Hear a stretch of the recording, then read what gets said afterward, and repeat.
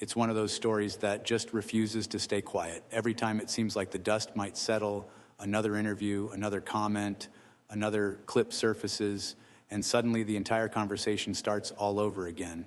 And at the center of it, once again, is a name that carries enormous weight, Bill Gates. Now, let's be clear.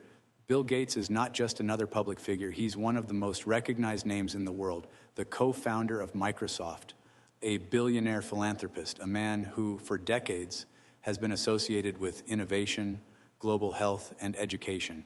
So when his name appears in any kind of controversy, especially one connected to Jeffrey Epstein, it doesn't just become a headline, it becomes a global talking point. Recently, attention turned back to comments from Melinda Gates, his former wife, and her words, though carefully chosen, have sparked fresh speculation. She didn't launch accusations, she didn't make dramatic claims. Instead, she spoke in a tone that sounded almost reflective, almost relieved. She said that whatever questions remain about that world, about those connections, those are questions for the people involved.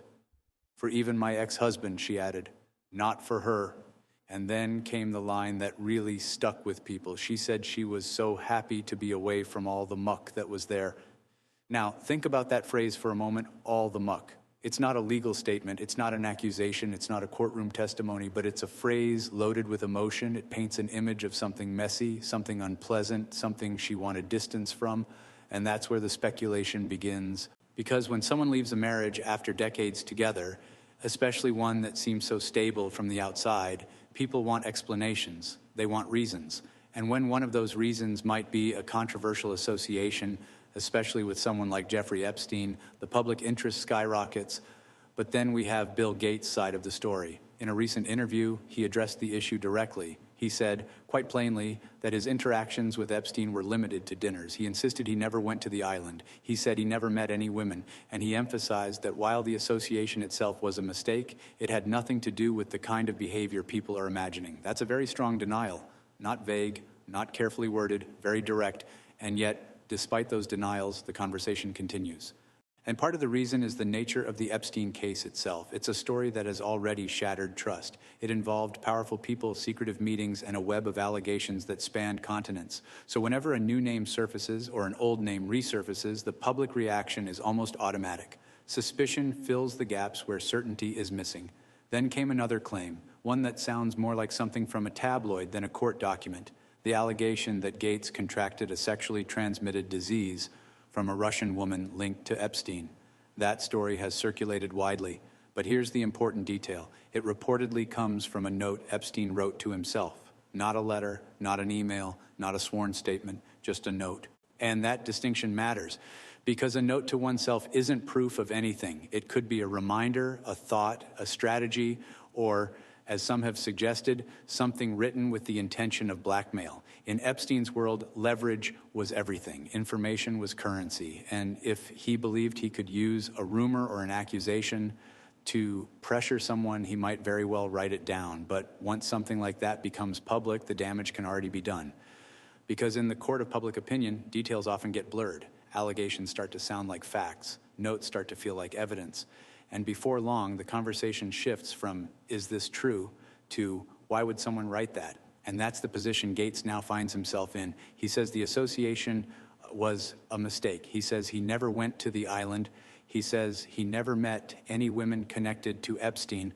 But the story keeps resurfacing, and with each new clip or quote, it gains fresh momentum.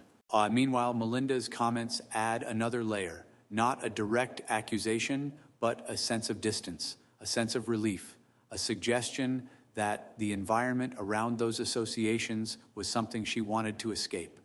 And so the public is left with two narratives running side by side. On one hand, a powerful figure insisting his interactions were limited and inappropriate behavior was never part of the picture. On the other, a former spouse expressing happiness at being removed from what she described as muck. It's not a courtroom, it's not a trial, it's the court of public perception. And in that court, tone, emotion, and phrasing can matter almost as much as hard evidence. And the more this story resurfaces, the more curious it becomes. Because people aren't just asking what happened, they're asking what it all meant. They're asking why those dinners happened in the first place. They're asking what was discussed, and perhaps most importantly, they're asking why the association existed at all, especially after Epstein's past was already known, That's the part that keeps the story alive, not just the allegations, but the questions. And those questions, as Melinda herself said, may not be for her to answer, but they're certainly not going away. As the conversation continues, what becomes clear is that this isn't just about a single allegation or a single interview. It's about reputation, perception, and the complicated way the public processes stories involving powerful people.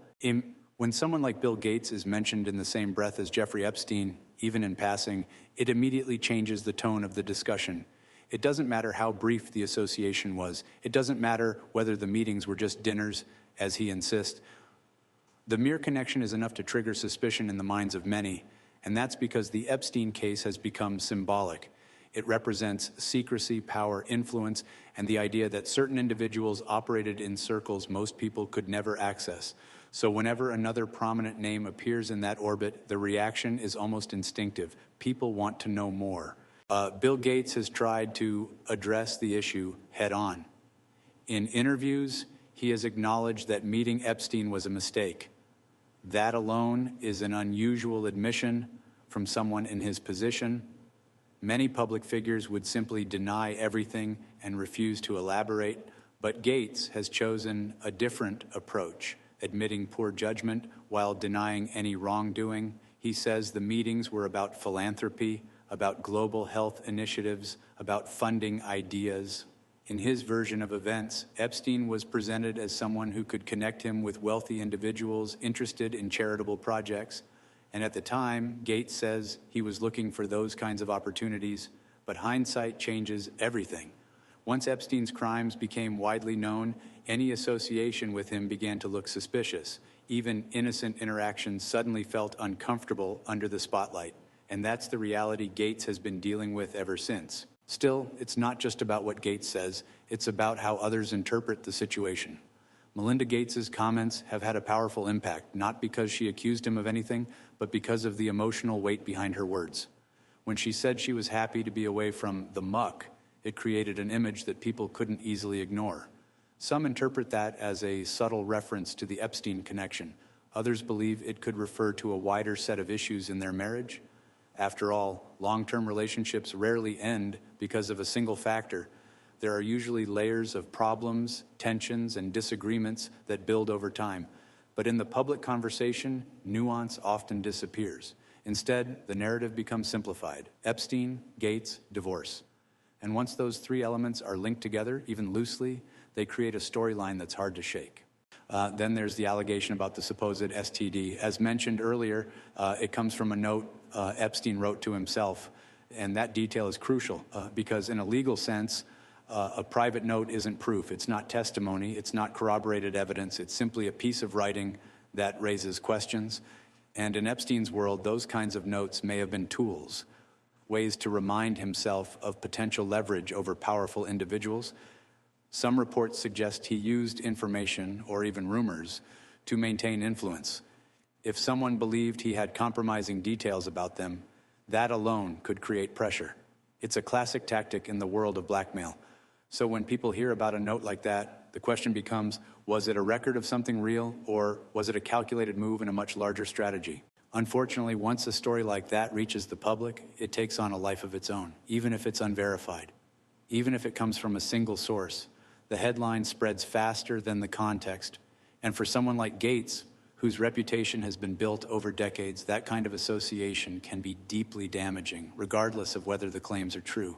That's the harsh reality of modern media. Information moves quickly, context moves slowly, and by the time the full picture emerges, public opinion may already be formed. What we're seeing now is a collision of narratives. On one side, a billionaire tech icon who insists his association with Epstein was limited and purely professional. On the other, a former spouse expressing relief at being removed from what she described as a messy environment. And in the background, a series of allegations, notes, and rumors that continue to surface. It creates a story that feels unfinished, open-ended, almost like a puzzle missing key pieces. And that's why commentators keep returning to it. Not because there's a clear conclusion, but because there isn't one. The lack of definitive answers keeps the curiosity alive. People want clarity. They want to know exactly what happened, who knew what, and when. But in cases like this, those answers don't always come easily. Sometimes they never come at all. So the story lingers. Interviews get revisited, quotes get replayed, old notes get rediscovered, and each time the conversation starts again, often with a slightly different angle, a slightly different emphasis. For now, Bill Gates maintains his position. The association was a mistake, but it never involved the kind of behavior people are imagining. Melinda Gates maintains her distance, saying those questions aren't for her to answer, and the public, as always, continues to watch, listen, and speculate.